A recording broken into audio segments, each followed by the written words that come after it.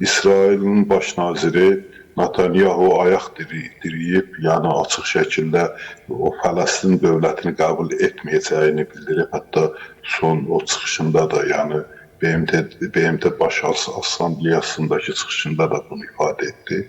Yəni sadəcə hər şey bəyanatla, hər şey o nə bilim, o belə deyək, sözlə qalmamalıdır. Orada həmin o Fələstini qoruya biləcək istənilən bir dövlət, o zaman dövlət olur ki, onu qoruya biləcək bir güc strukturları olur, bir ordu olur, bir hərbi struktur olur, kəşfiyyat orqanları olur, yəni polis olur. İndi bunlar necə yaradılacaq, bunları kim yaradacaq? Təbii ki, indi bu məsələlərə aydınlıq gətirilməlidir. Aydınlıq gətirilməyənə qədər o deyilən sözlər sadəcə bəyanat olaraq qala bilər. Yəni mənim qorxum budur.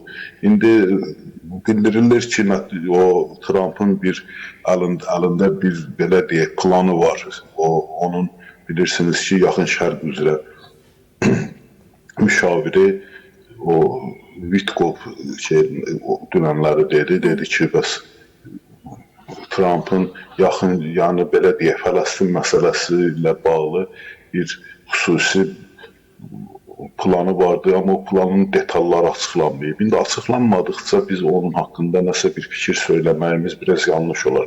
Amma bunu əgər Vitkov açıqlayacaqsa, bunu əgər Trump açıqlayacaqsa, təbii ki, Fələstinlilərə oradan heç nə çatmayacaq. Çünki onların mövqeyi bəllidir. Onlar açıq şəkildə İsraili dəstəkləyirlər. Yəni Netanyahunun və yaxud o Fələstinlilərə verəcək heç bir şey yoxdur. Onu gərək o güc deyir, o kəramət gücə bağlıdır. Mütləq gərək İslam ordusu, İslam dövlətlərinin bircə ortaq ordusu yaransın və onlar da Fələstin məsələsini öz çiyinlərinə götürsünlər və bundan sonra Fələstin məsələsi öz həllini tapa bilər. Görürük ki, bu istiqamətdə də elə bir ciddi addım atılmır. Düzdür, Qətərdə keçirilən sammitdə İslam ordusu məsələsi gündəmə gəlmişdi, amma ortada o konkret bir qərar olmadı. BMT Baş Assambleyasının 80-ci sammitində də bu məsələ gündəmə gəldi. Xüsusilə Trump'la müzakirə edildi, amma müzakirədən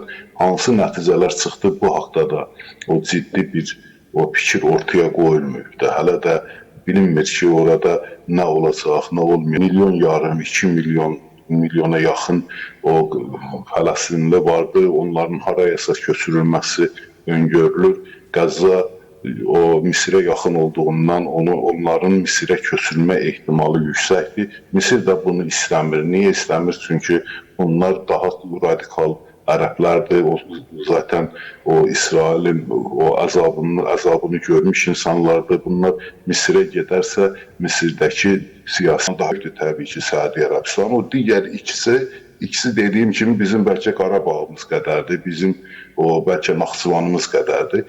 Üçü birləşib 3,2 trilyon dollar Amerikaya pul verirlər ki, sən ged özünü inkişaf elətdir, bizi də qoru İsraillilərin əlindən. Halbuki qoruma el olmur. O 3,2 milyardın 1 milyardını Türkiyəyə versəydilər, Türkiyə özünün o belə deyək, hərbi qüdrətini artırsaydı və yaxud heç o olmasın, Pakistana versəydilər, mən də o olmasın deyəndə niyə onu deyirəm də deməsinlər ki, Heydər Oğuz o belə deyək, milli zəmində bunu deyir, deyək ki, millətçilik eləyir, deyək ki, Türkiyə arxa çıxaraq bunu deyir.